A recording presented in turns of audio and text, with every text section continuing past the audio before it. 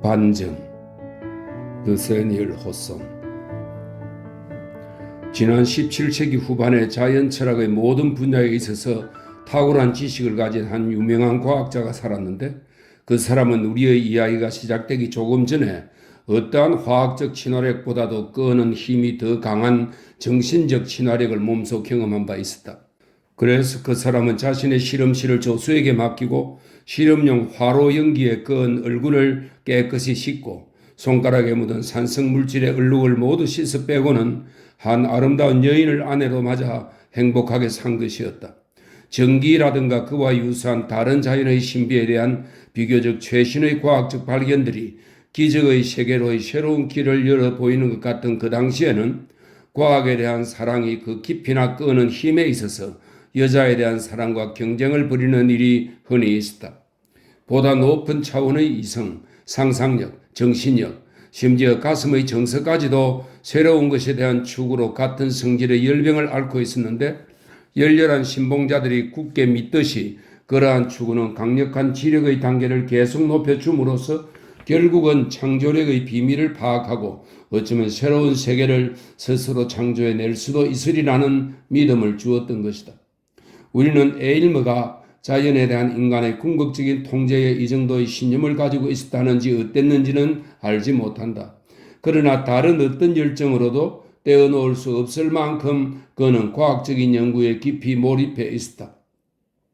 젊은 아내에 대한 그의 사랑이 아마도 더 강하긴 했을 것이다. 그러나 그것은 아내에 대한 사랑을 과학에 대한 사랑과 한대였고, 과학에 대한 사랑의 힘을 자신의 힘에 결합시킬 때만 오직 가능했을 것이다. 그래서 그러한 결합이 실제로 일어났고, 그것은 진정 주목할 만한 결과와 감명 깊은 교훈을 남겼다. 그들이 결혼한 지 얼마 안 된 어느 날, 에일머는 걱정이 담긴 표정으로 아내를 바라보며 앉아 있었다. 걱정스러운 표정이 점점 짙어지다가 이윽고 그는 말문을 열었다. 조지아나, 당신 뺨에 있는 그 점을 없앨 수 있다는 생각을 해본 적이 있어? 아니요. 그녀는 미소를 지으며 대답했다. 그러나 남편의 진지한 태도를 보자 얼굴이 붉게 달아올랐다. 사실을 말하자면 사람들이 그 점이 매력이라고들 해서 그저 그런 줄만 알고 별로 신경을 안 썼죠. 글쎄, 다른 사람의 얼굴에서는 그럴는지는 모르지만 당신 얼굴에서는 안 그랬어. 사랑하는 조지아나, 당신은 자연의 손으로부터 거의 완벽하게 빚어져서 그 조그만 흠이, 글쎄 그걸 흠이라고 불러야 할지 아름다움이라고 불러야 할지는 잘 모르겠소만, 하여튼 그것이 이 지상의 불완전성의 상징처럼 나에게 충격을 주는구려.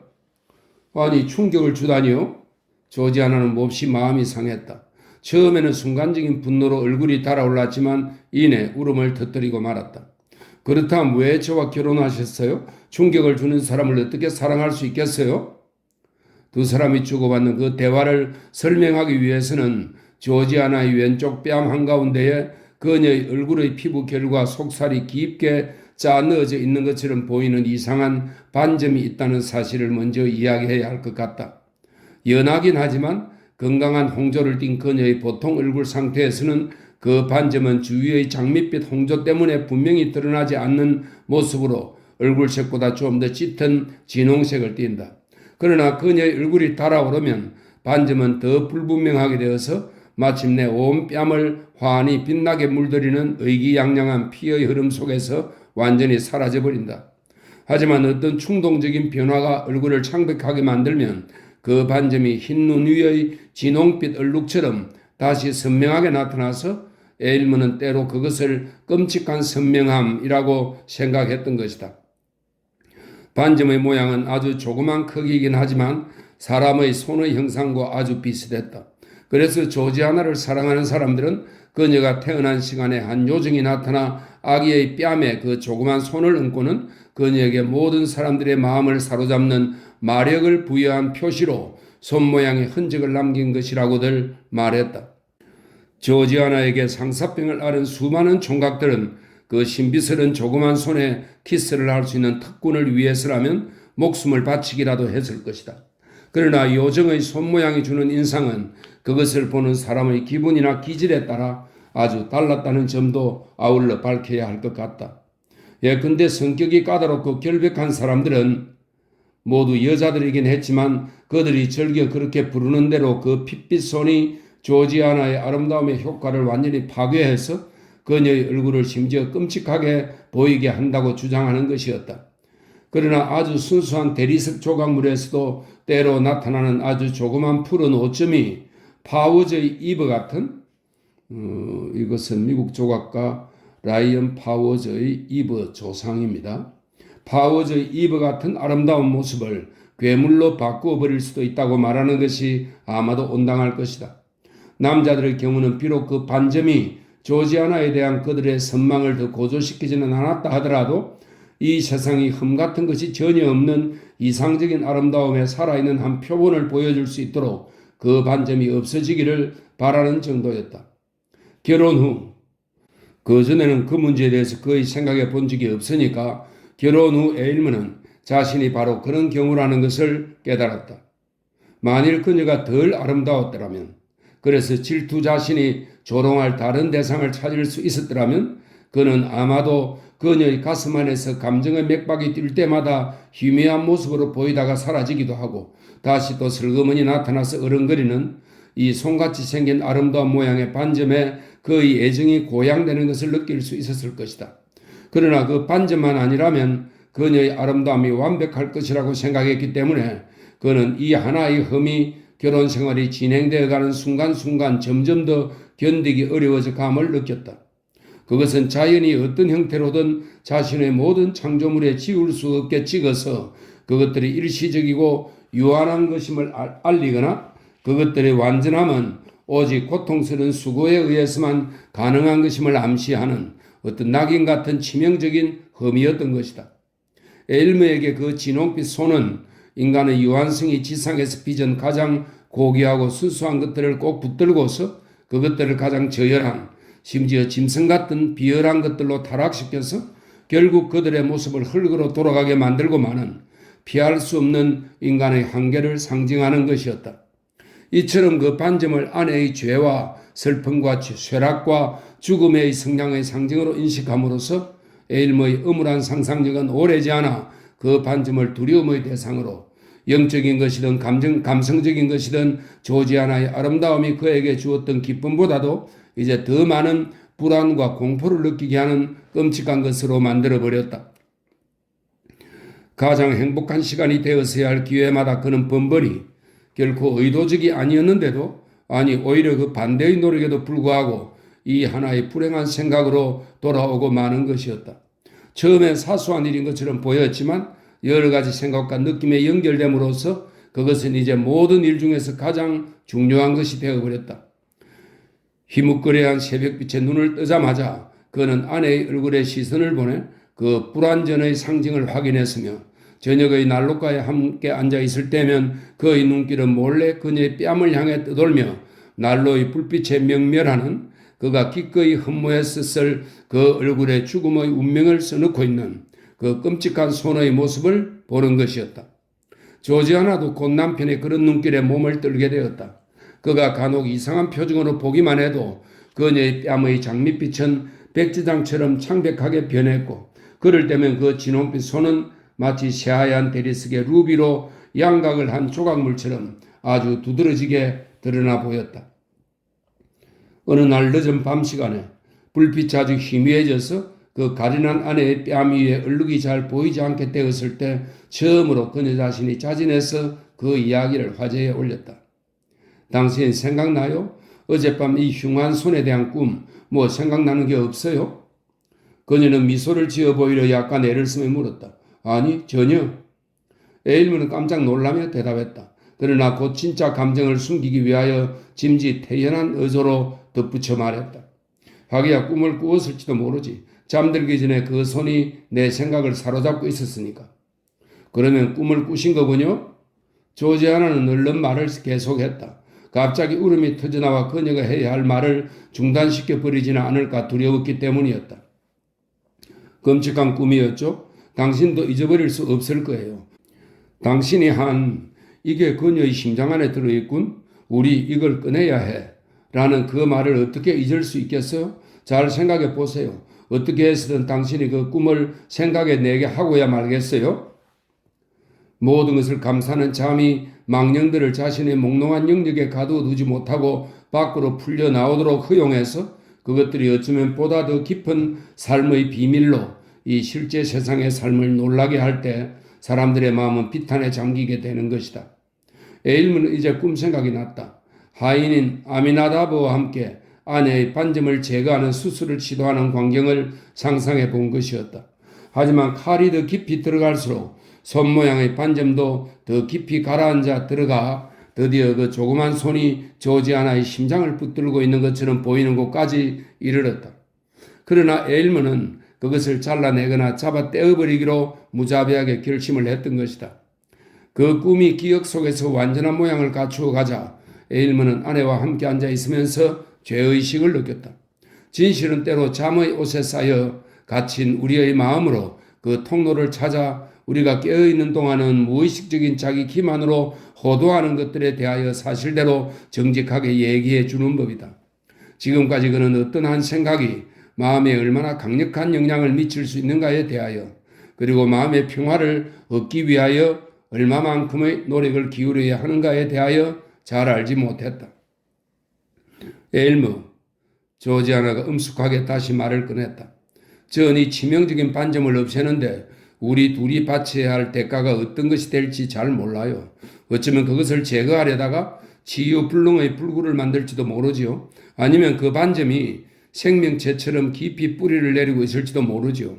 하지만 다시 묻겠지만 제가 이 세상에 나오기 전에 이미 제 몸에 생긴 이 꼭 쥐고 있는 손을 펼 가능성이 조금이라도 있는 건가요? 사랑하는 조지아나, 그 문제에 대해서 많이 생각해 보았소. 에일무가 서둘러 말을 받았다. 난 그걸 완전히 제거할 수 있다고 확신하고 있어. 만일 조금이라도 가능성이 있다면 어떤 위험을 무릅쓰고라도 시도해 보도록 하세요. 위험 따위는 저에게 아무 문제도 안 돼요. 이 흉한 얼룩이 당신의 공포와 정오의 대상이 되는 한 삶은 저에겐 기꺼이 내던져버리고 싶은 점에 불과한 것이니까요. 이 흉측한 손을 제거해버리든지 제 비참한 삶을 빼앗아가 버리든지 하세요. 당신은 과학의 깊은 지식을 가지고 계시지 않아요? 모든 세상 사람들이 정인이죠. 당신은 기적같이 위대한 일들을 이룬 분이에요. 그런 당신이 제 두 손가락 끝으로 다 가려버릴 수 있는 이 조그만 얼룩 하나 없앨 수 없겠어요? 당신 자신의 마음의 평화를 위해서 그리고 당신의 불쌍한 아내를 광증에서 구해내기 위해서 이런 일 정도를 못 해내시겠어요? 아, 사랑스럽고 소중하고 고귀한 나의 아내여, 내 능력을 의심하지 마시오. 에일문은 흥분에 들떠 어쩔 줄 모르고 소리쳤다. 난 이 일에 대해서 이미 깊은 생각을 했어. 당신의 버금가는 그런 존재를 만들어낼 능력을 가질 수 있을 정도로 말이오. 조지아나, 당신은 그 어느 때보다도 더 깊숙이 나를 과학의 심장부로 인도했어. 이 귀여운 뺨을 다른 쪽 뺨과 마찬가지로 흠없이 완전하게 만들 자신이 있어. 그리고 여보, 자연이 자신의 가장 아름다운 작품에 남긴 불완전함을 내가 바로잡았을 때 그때 내가 느낄 승리감이 어떻겠어. 자신이 조각한 여인이 생명체로 살아났을 때 파그말리오는 전설적인 그리스의 조각가로 자신이 상하로 조각한 처녀상과 사랑에 빠져들었는데 아프로디테 여신에게 기도를 드려 그 처녀상이 생명체로 살아나게 했다고 하는 전설 속의 인물입니다. 피그말리온이 느꼈을 황홀감도 나의 황홀감만큼 크지는 못할 것이요. 그러면 이제 결정이 난 거예요. 조지아나가 희미한 미소를 띠며 말했다. 그리고 엘무, 만일 그 반점이 결국 나의 심장을 피난처로 삼고 있다는 것을 알아낸다 해도 그 일을 중단하지 마세요. 남편은 진홍빛 손의 낙인이 찍히지 않은 그녀의 오른쪽 뺨에 다정하게 입을 맞추었다. 다음 날 에일문은 아내에게 자신이 만든 계획의 일정을 알려주었다. 그는 그 계획의 일정에 따라 수술에 필요한 철저한 검토와 지속적 관찰의 기회를 가질 예정이었고 조지아나 역시 그동안 수술의 성공에 필수적인 절대 안정을 취하기로 되어 있었다. 그들은 에일무가 실험실로 사용하는 아파트를 거처로 삼아 수술이 끝날 때까지 그곳에 집거하기로 했다. 그곳은 에일무가 연구에 몰두하던 젊은 시절 자연력에 관한 놀라운 발견들을 발표해서 유럽의 모든 학술단체나 학회의 경탄을 자아내게 한 산실이었다. 이 실험실에 조용히 앉아서 이 창백한 철학자는 가장 높은 구름층과 가장 깊은 광맥의 비밀을 조사했고 화산작용을 촉발하고 지속시키는 원인들을 밝혀내어 만족을 얻기도 했다. 또한 어찌해서 어떤 샘들은 맑고 순수하게 어떤 샘들은 깊은 땅속으로부터 풍부한 약효를 지닌 채 솟아오르는가라는 등의 샘의 신비를 설명하기도 했다. 그리고 좀 더 젊은 시절에는 이곳에서 인간의 체격의 신비를 연구하며 자연이 그의 최대 걸작인 인간을 창조하고 가꾸기 위하여 어떤 절차를 거쳐 흙과 공기와 정신세계로부터의 값진 영향력을 융합시키고 있는가를 밝혀보려고 시도하기도 했다. 그러나 에일먼은 그 시도를 오래전에 그만두었다. 자연의 신비를 탐구하는 모든 사람들이 조만간에 부딪히게 마련인지라, 즉 우리의 위대한 조물주가 밝은 햇빛 속에서 작업을 하면서 우리를 즐겁게 해주는 듯 하면서도 자신의 비밀을 지키기 위하여 몹시 신경을 쓰며 밖으로 다 보이는 척 하면서도 우리에게 오직 결과만을 보여준다는 그 진리를 어쩔 수 없이 깨달아야 했기 때문이었다. 정말이지 조물주는 우리에게 망가뜨리는 것은 쉽게 허용하면서도 고치는 것은 좀처럼 허용하지 않는 것이다. 질투심 많은 특허권자처럼 이렇다 할 분명한 이유도 없이, 그러나 에일먼은 이제 반쯤 잊어버리고 있던 이런 연구들을 다시 시작했다. 물론 처음에 그 연구를 시도하기 위한 그런 희망을 가지고서가 아니었다. 그런 연구들은 생리학적 진리를 많이 포함하고 있어서 조지아나의 치료에 대한 그의 계획과 궤를 같이 하는 것이기 때문이었다. 에일머가 그녀를 실험실 입구로 안내했을 때 조지아나는 한기를 느끼며 몸을 떨었다. 에일머는 그녀를 안심시키려고 짐짓명랑한 표정으로 그녀의 얼굴을 바라보았다. 그러나 그녀의 하얀 뺨에 불붙듯 달아오른 그 반점의 강렬한 색깔에 어찌나 놀랐던지 그는 억제하지 못하고 발작처럼 몸서리를 쳤다. 그래서 아내가 기절을 했다. 아미나다브, 아미나다브. 에일머는 격렬하게 발을 구르며 소리쳤다. 그러자 아파트 안쪽에서 키는 짝닮아가지만 몸집이 큰 한 남자가 화로의 전기에 더러워진 얼굴 위로 덥수룩한 머리를 내려뜨린 채 나타났다. 이 사람으로 말하자면 과학자로서의 에일머의 생애를 줄곧 보필해온 하인으로서 기계를 다루는 뛰어난 재주와 원리 자체는 전혀 이해하지 못하면서도 주인의 실험의 세부사항을 실행하는 탁월한 솜씨로 조수 이 일에 아주 걸맞는 사람이었다. 막강한 힘과 덥수룩한 머리, 거울린 얼굴 모습, 그리고 그를 에워싸고 있는 뭐라 표현하기 어려운 어떤 세속적 분위기로 그는 인간의 육체적 본질의 화신처럼 보였다. 반면 에일머의 가녀린 체격과 창백하고 지적인 얼굴 모습은 그에 못지않게 에일머를 인간의 정신적 요소의 한 전형처럼 보이게 했다. 아미나다브, 얼른 내 실문을 열어라. 그리고 선양을 태우도록 해라. 에일머가 말했다. 네, 주인님. 아미나다브는 기절한 조지아나의 모습을 지켜보면서 대답했다. 그리고 혼자 속으로 중얼거렸다. 저 여자가 만일 내 아내라면 난 절대로 저 반점을 없애려 들지 않을 거야. 조지아나가 의식을 회복했을 때 그녀는 자신이 마시고 있는 공기에 향기가 스며 있는 것을 느꼈다. 그 향기의 부드러운 효능이 그녀를 죽음 같은 혼절의 상태에서 일깨운 것이었다. 그녀 주변의 모습은 무언가 마술에 씌워 있는 듯 했다. 에일머는 자신이 심오한 과학적 탐구의 가장 화려한 시절을 보냈던 연기에 찌든 더럽고 어두운 방을 아름다운 여자가 응가할 거처로서 손색이 없는 아름다운 방으로 바꾸어 놓은 것이다. 벽에는 화려한 커튼이 드리워져서 다른 종류의 장식으로는 이룰 수 없는 장려함과 우아함이 결합된 분위기를 전하고 있었다. 커튼이 천장에서 마루로 내려오면서 그 풍요롭고 육중한 주름들은 벽의 모든 각진 부분과 직선 부분을 감추어서 마치 무한한 공간으로부터 그 장면을 가리고 있는 것 같았다. 조지아나에게는 아무래도 그것이 구름 사이에 떠있는 정자 같기만 했다. 에일머는 또한 화학 처리 과정을 방해할 수도 있을 햇빛을 차단하고 그 대신에 여러 가지 색깔의 불꽃을 피우면서도 자주색의 부드러운 불빛으로 합쳐지는 향불 램프를 설치해 놓았다.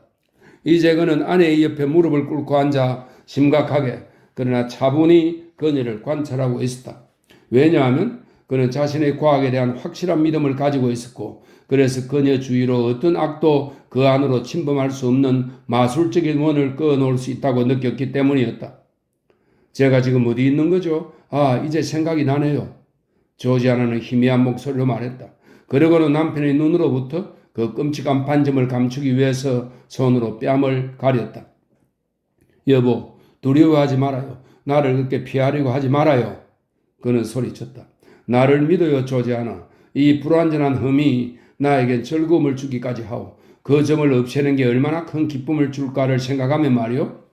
오, 제발, 그걸 다시 보지 말아줘요. 당신이 경련일든 몸서리치던 그 모습을 영원히 잊을 수가 없을 거예요. 아내는 슬픈 목소리로 대답했다. 조지아나의 마음을 달래주기 위하여, 그리고 현실의 부담으로부터 그녀의 마음을 해방시켜 주기 위하여 에일먼은 이제 과학의 심오한 지식 중에서 그가 배운 가볍고 장난삼아 즐길 만한 비법 몇 가지를 시행해 보였다. 공기처럼 가벼운 형상들이, 형체가 없는 생각들이, 그리고 실체가 없는 미의 형상들이 그녀의 앞으로 날아와 춤을 추며 그들의 덧없는 발자취를 빗줄기 위해 남겼다. 그녀는 이러한 시각현상의 이론에 대하여 뭔가 어렴풋이 알고 있었지만 그 환영은 남편이 정신세계에 대한 통제력을 가지고 있다는 믿음을 보증해 줄 만큼 거의 완벽했다. 그래서 다시 그녀가 은둔 장소로부터 밖을 내다보고 싶다고 느꼈을 때 그녀의 생각에 답이라도 하듯 즉시 외적 존재의 행렬이 스크린 위로 퍼뜩 스쳐 지나가는 것이었다. 그러나 실제 세계의 광경과 형체들이 완벽하게 재현되어 보이긴 했지만 그것은 항상 본래의 모양보다 훨씬 더 근사한 그림이나 이미지나 환영을 만들어내는 뭐라고 표현하기 어려운 그런 마술적인 특성을 띠고 있었다.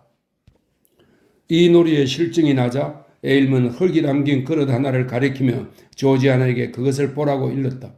그녀는 처음에는 별 관심 없이 시키는 대로 그릇에 눈길을 보냈다. 그러나 싹 하나가 흙에서 솟아나오는 것을 보고 그녀는 곧 깜짝 놀랐다. 그러더니 이어서 가는 줄기가 나오고 잎사귀가 점점 펼쳐지면서 그 한가운데에서 완벽한 모습의 아름다운 꽃 한 송이가 피어나는 것이었다. 이건 마술이네요. 저 꽃엔 감히 손을 대지 못하겠네요.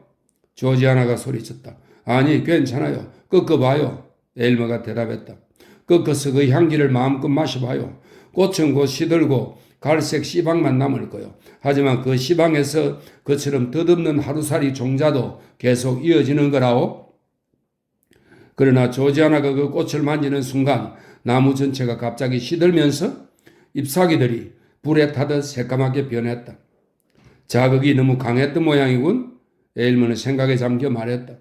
이 실험의 실패를 보상하기 위하여 그는 자신이 고안한 과학적 방법으로 그녀의 초상화를 만들어 보겠노라고 제안했다. 그것은 반들반들한 금속판에 빛의 방사선을 강력하게 쏘이는 방법을 이용한 것이었다. 조지아나는 남편의 제안을 따랐다. 그러나 그 결과를 보고 소스라치게 놀랐다. 초상화의 모습은 뿌옇고 불분명한데 뺨이 있어야 할 자리에 조그만 손모양만 나타나 있었기 때문이었다. 에일먼은 금속판을 얼른 낚고 채서 부식제가 담긴 통 속으로 던져버렸다. 그러나 그는 이 굴욕적인 실패들에 대해서 곧 잊어버렸다. 연구와 화학적 실험을 계속하는 틈틈이 그는 상기되고 지친 모습으로 그녀에게 오곤 했으나 그녀와 함께 있음으로 해서 곧 기운을 되찾는 것 같았다. 그는 자신의 과학적 기술의 자원에 대하여 열심히 이야기했다. 모든 열등하고 하찮은 물질들로부터 황금의 원리를 끌어낼 수 있는 만능의 용매를 찾아 그토록 오랜 세월을 바친 역대 연금술사들의 긴 역사에 대하여 이야기하기도 했다. 에일먼은 그처럼 오랜 세월 동안 추구해온 용매를 찾아내는 것이 아주 간단한 과학적 논리에 의하여 충분히 가능하다고 믿는 것 같았다. 하지만 그는 덧붙여 말했다. 그 힘을 획득할 만큼 깊은 경지에 들어간 철학자는 그 힘을 구사하려고 몸을 굽히기에는 너무 높은 경지의 지혜에 도달해 있을 것이요. 불로불사의 영역이라는 것에 대해서도 그의 의견은 마찬가지로 남다른 데가 있었다. 몇 년씩 어쩌면 영원히 삶을 연장할 수 있는 용액을 제조해내는 일은 자신의 선택에 달린 문제라고. 그러나 그렇게 되면 자연의 어떤 부조화가 온 세상 사람들, 특히 그 불멸의 만병통치약을 마신 사람들이 당연히 저주할 만한 그런 부조화가 약이 될 것이라고 공언하다시피 하는 것이었다. 에일머, 당신 지금 진정으로 하는 이야기예요? 조지아나는 놀람과 두려움이 담긴 표정으로 그를 바라보며 물었다. 그런 힘을 가진다는 것은, 아니 그런 힘을 가질 꿈을 꾼다는 것만도 끔찍해요. 여보, 두려워할 것 없어요. 남편이 대답했다. 우리의 삶에 그런 부조화의 힘을 발휘해서 당신이나 나 자신을 해롭게 할 생각은 조금도 없어. 다만 이 조그만 손을 제거하는 데 필요한 기술이 그런 힘과 비교하면 아주 대단찮은 것이라는 걸 당신이 이해하게 하려는 것일 뿐이지. 반점에 대한 언급에 조지아나는 여느 때와 마찬가지로 마치 벌겋게 인두가 뺨에 닿기라도 하듯 몸을 움츠렸다. 에일머는 다시 자신의 일에 몰두했다. 화로가 있는 멀리 떨어진 방에서 아미나답에게 지시를 내리는 에일머의 목소리와 그 지시에 대답하는 그 사람의 목소리라기보다는 짐승의 신음이나 으르렁거리는 소리에 더 가까운 아미나답의 거칠고 투박하고 듣기 흉한 말소리가 조지아나의 귀에 들려왔다. 몇 시간이 지난 후 에일머가 다시 나타나서 조지아나에게 화약 약품들과 귀중한 천연 물질들이 들어있는 자신의 진열장을 살펴보지 않겠느냐고 권했다. 화학약품들 중에서 에일머는 조그만 약병 하나를 그녀에게 보여주었다. 그 약병 속에는 한 왕국을 가로질러 부는 모든 바람에 스며들게 할 수 있는 부드럽지만 매우 강한 방향이 들어있다고 그는 말했다. 그 조그만 약병에 들어있는 내용물은 값을 매길 수 없을 만큼 그렇게 귀한 것이라고 말하면서 그는 향수 약간을 공중에 뿌렸는데 방 안은 금방 산뜻하고 상쾌한 유쾌함으로 가득 차는 듯 했다. 이건 뭐예요? 조지아나는 황금 색깔의 용액이 들어있는 공 모양의 조그만 크리스탈병을 가리키며 물었다. 보기에 하도 아름다워서 생명의 영약이 아닌가 생각되네요. 어떤 의미에서는 그렇지. 하지만 불멸의 영약이라고 부르는 것이 더 옳을 것이요. 엘머가 대답했다. 그건 이 세상에서 지금까지 만들어진 것 중 가장 귀한 독약이요. 그 약의 도움으로 나는 당신이 손가락으로 가리키는 어떤 사람의 수명도 배분을 할 수가 있어. 투약의 강도에 따라 몇 년을 더 버티게 할 것인가, 혹은 호흡 도중에 갑자기 죽게 할 것인가가 결정되니 말이요. 아무리 호의가 잘된 옥자위의 왕이라도 내가 만일 이 실험실에서 수백만 백성의 복지를 위하여 그의 목숨을 빼앗는 것이 정당화될 수 있다고 생각하면 그 왕은 생명을 부지할 수가 없게 되는 거지. 그런 끔찍한 약을 왜 가지고 계시는 거예요? 조지아는 공포에 질려 물었다. 여보, 나를 그렇게 의심하지 말아요. 남편이 웃으며 대답했다. 그 약의 해로운 효과보다는 이로운 효험이 훨씬 더 크다오. 봐요. 여기 또 강력한 화장수가 있는데 물병에 이걸 한두 방울만 섞으면 주근깨 같은 것은 손을 찢듯이 쉽게 지워져 버린다오. 강도를 좀 더 높여 주입하면 뺨에서 피를 제거해서 장밋빛 아름다움을 창백한 유령의 모습으로 바꾸어 버릴 수도 있지. 그럼 이 화장수로 제 뺨을 적시려는 건가요? 조지아나가 걱정스러운 표정으로 물었다. 아니요. 남편이 서둘러 대답했다. 이건 초보적인 것에 지나지 않아요. 당신의 경우는 좀 더 본격적인 치료법이 필요하지. 조지아나와 이야기를 나누면서 에일머는 그녀의 감각 상태, 방의 밀폐 상태와 공기의 온도가 적절한가 등의 일반적 사항에 관한 세부적인 질문을 했다.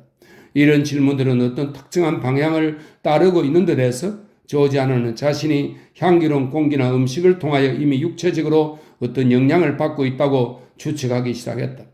또한 자신의 신체적 체계를 휘젓는 어떤 변화가 일어나고 있다고, 무언가 분명치 않은 이상한 감각이 혈관을 타고 흘러들어와 반쯤은 고통스럽게 반쯤은 쾌감을 주며 그녀의 심장을 따끔거리게 하고 있다고 상상하기도 했다. 그것은 완전히 환상이었는지도 모를 일이었다.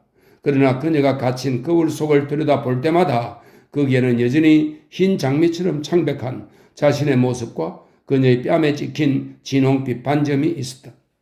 이제는 에일머까지도 그 반점을 그녀 자신처럼 정화하지는 않았다.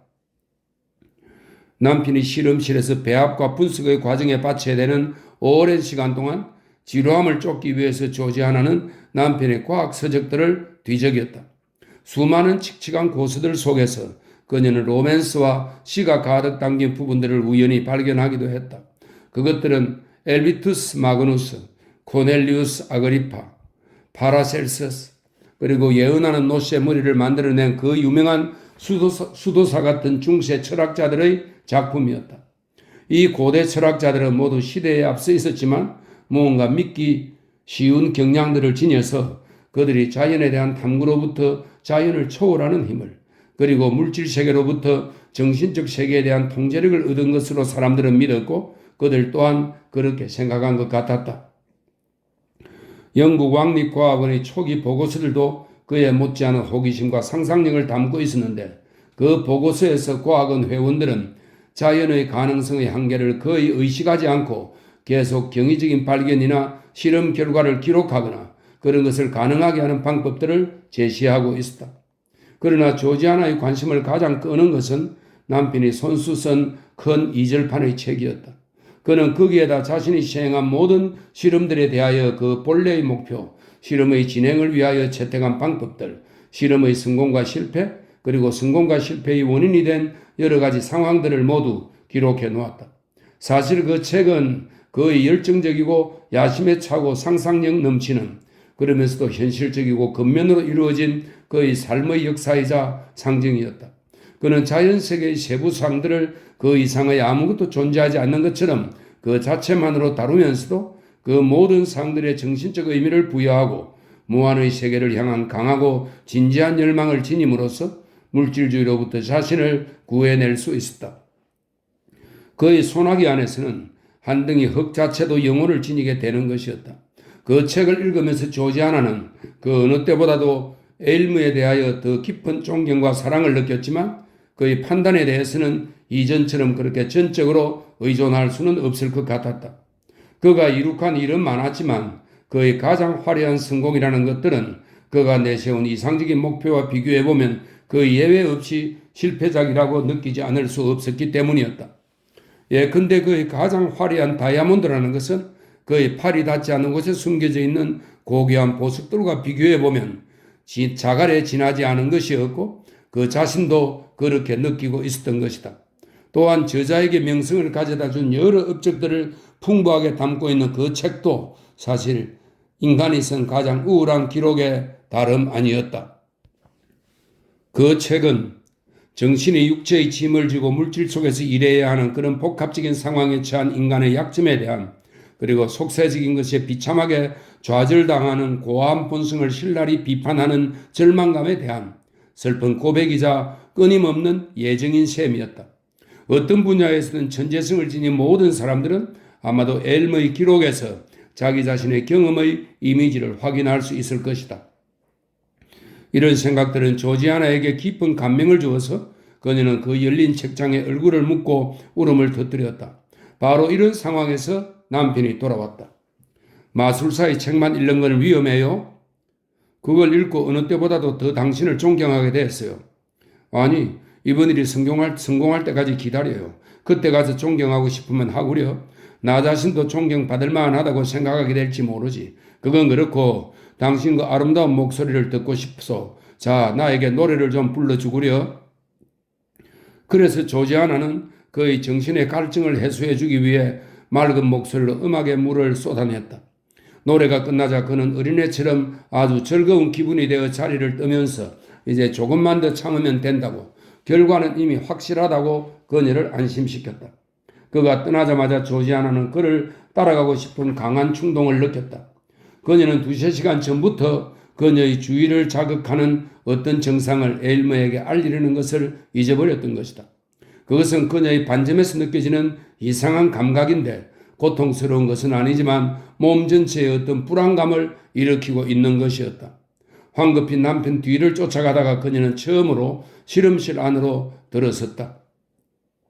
맨 처음 그녀의 눈길을 강하게 끈 것은 강렬한 불빛을 바라며 뜨겁게 열심히 작동하고 있는 화로였다. 위쪽에 금덩이가 잔뜩 끼어서 그것은 아주 오랜 세월을 그렇게 계속 타오르고 있는 것처럼 보였다. 정류장치가 완전 가동 중이었고 방 주위로는 정류기, 시험관, 실린더, 도가니, 그리고 다른 화학실험 기구들이 널려 있었으며 전기기구가 곧 사용될 상태로 준비되어 있었다. 방 안의 공기는 답답하게 밀폐된 것으로 느껴졌고 여러 실험 과정에서 짜내진 가스 냄새 같은 것으로 오염되어 있었다. 그녀가 묵고 있는 내실의 환상적이고 우아한 분위기에 익숙해진 조지아나에게 벽도 바르지 않고 바닥도 벽돌로 깐 그 방의 수수하고 조야스러운 단순함은 이상하게 보였다. 그러나 그녀의 관심을 가장 끈 것은 아니 그 유일한 관심은 에일머 자신의 모습이었다. 그는 시체처럼 창백해진 얼굴로 걱정스럽게 온 정신을 기울여 화로를 지켜보고 있었다.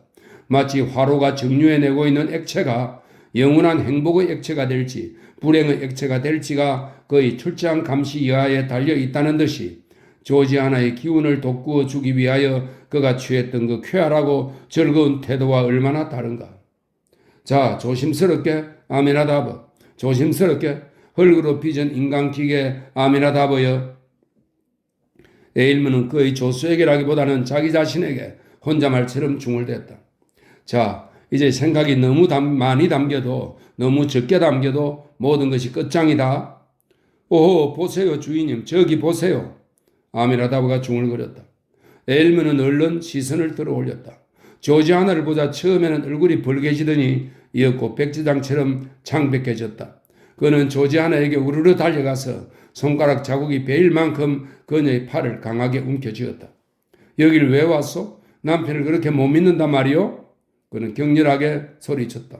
그 치명적인 반점의 어두운 그늘을 나의 작업에 씌우려는 거요? 이건 아주 잘못한 짓이오. 가시오. 몰래 엿보다니. 어서 가시오. 아니 에일머. 조지아는 천성으로 타고난 차분한 태도로 말했다. 불평해야 할 사람은 당신이 아니에요. 당신은 당신의 아내를 불신하고 있어요. 당신은 이 실험의 진행을 불안스럽게 지켜보면서도 그걸 숨겨왔어요. 여보, 나를 그처럼 하찮게 생각하지 말아요. 우리가 각오해야 할 모든 위험에 대해서 저에게 이야기해 주세요. 그리고 제가 물러설까 봐 두려워하지 마시고요. 그 위험에서의 제 몫은 당신 몫보다 훨씬 적으니까요. 아니요, 조지아나. 그렇지 않아요. 에일머는 초조하게 말했다. 전 각오가 되어 있어요. 그녀는 침착하게 말을 받았다. 에일머, 전 당신이 저에게 가져오는 것이면 뭐든지 마시겠어요. 당신이 주는 것이면 독약이라도 마시겠다는 신념에서 그렇게 하겠어요. 당신은 정말 훌륭하오. 에일머는 깊은 감동을 느끼며 말했다. 지금까지 난 당신의 그 높고 깊은 성품을 잘 알지 못했어.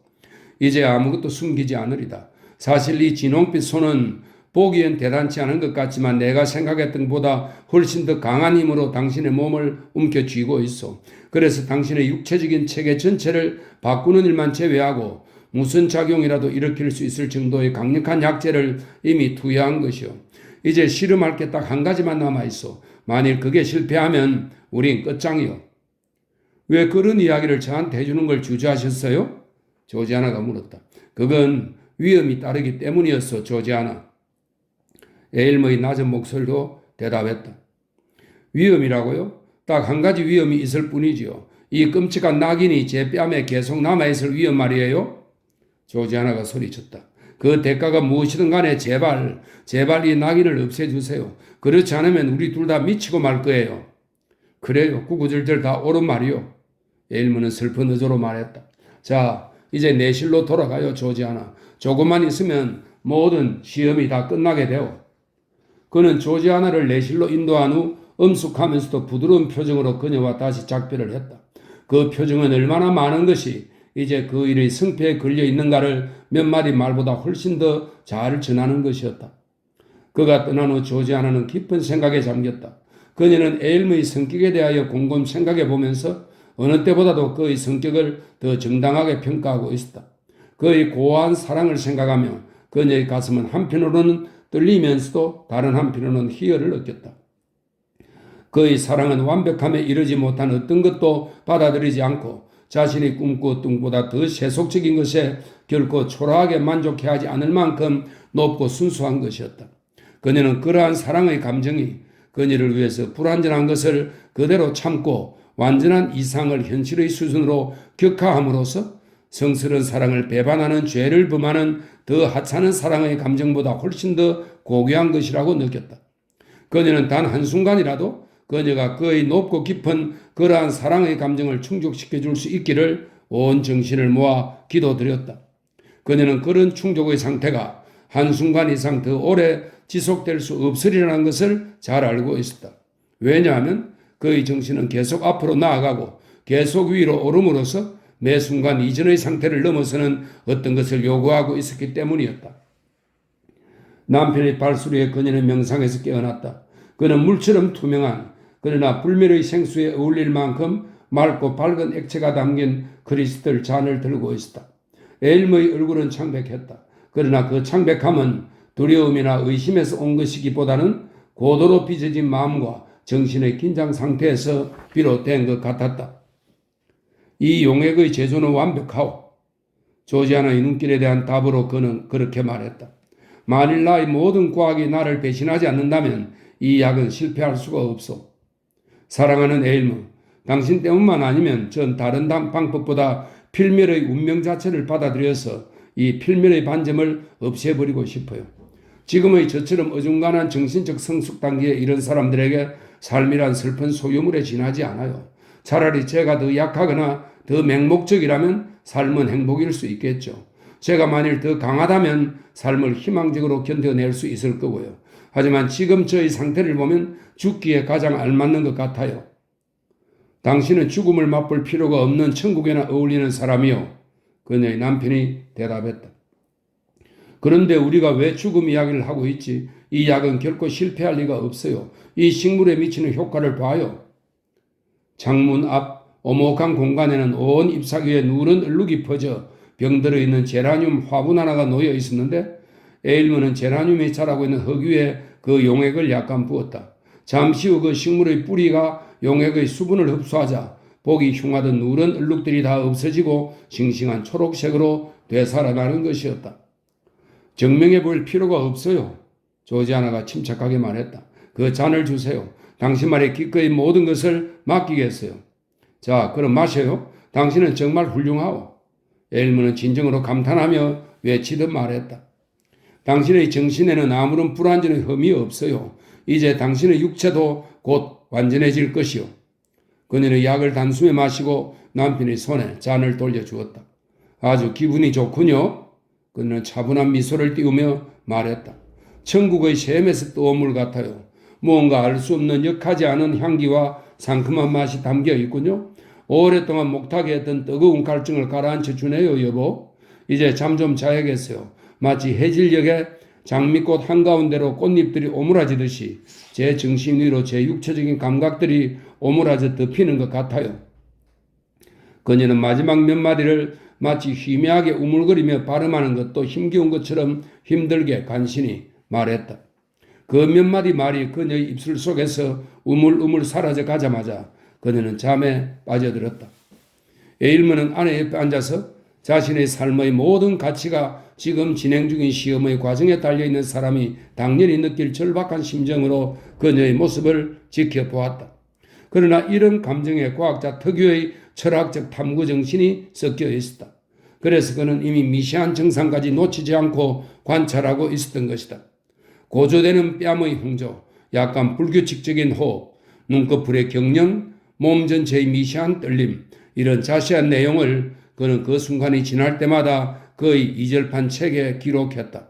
책의 페이지마다 깊은 생각의 표적이 잘 나타나 있었지만 오랜 세월에 걸친 그의 모든 생각들은 바로 이 마지막 페이지에 집중된 것이었다. 관찰과 기록을 계속하면서도 그는 이따금 그 치명적인 반점을 응시하며 몸을 떨었다.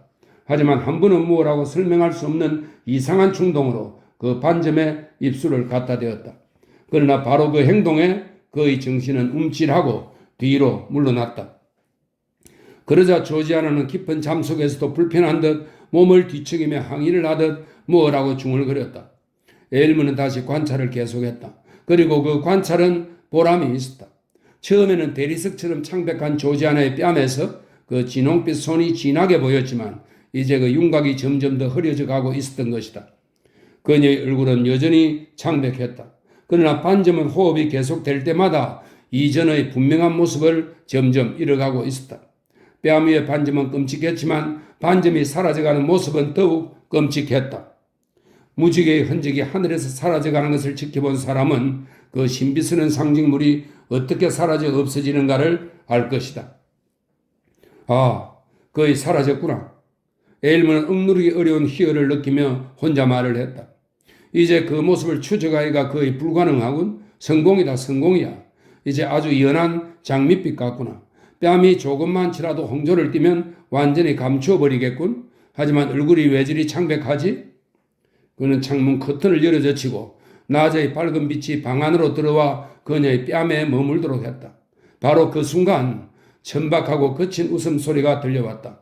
하인인 아므나다브가 즐거움을 표시할 때 터뜨리는 그가 오래도록 익히 알고 있는 웃음소리였다.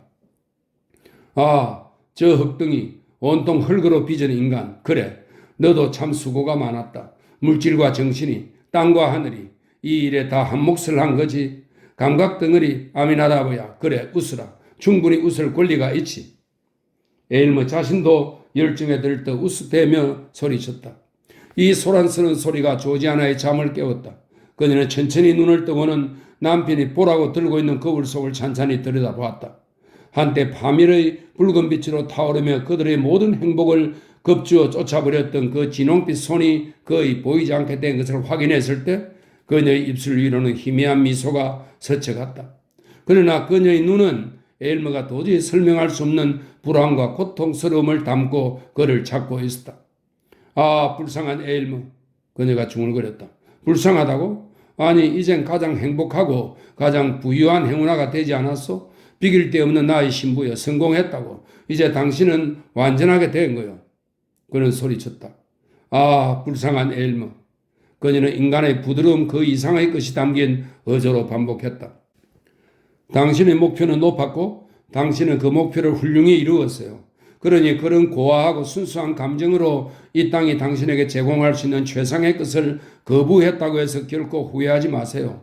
에일머, 사랑하는 에일머, 난 지금 죽어가고 있어요.